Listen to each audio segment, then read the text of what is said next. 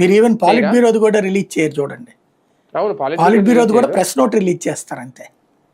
పిఎస్సిలో కూడా అంతే కదా, అది వాళ్ళకి పాలిట్ బ్యూరో అట్లాగా, వాళ్ళకి పిఎస్సి అట్లాగా.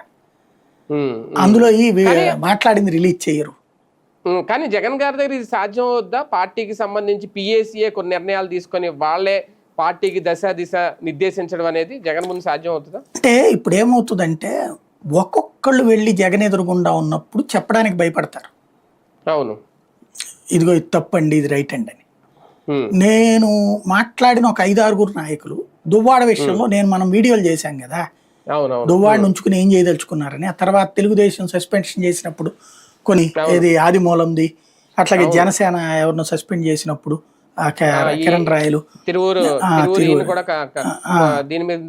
చేసినప్పుడు మనం మెన్షన్ చేశాను నేను, ఇట్లా చూసి నేర్చుకో నువ్వు అని చెప్పేసి. అప్పుడు వైసీపీకి సంబంధించిన కొంతమంది నాయకులే నాతో అన్నారనమాట, మీరు చెప్తుంది కరెక్ట్ అని, కానీ ఆయన దగ్గరికి వెళ్ళి ఎదురెళ్ళి చెప్పే ధైర్యం ఎవడుకుంది అని చెప్పేసి.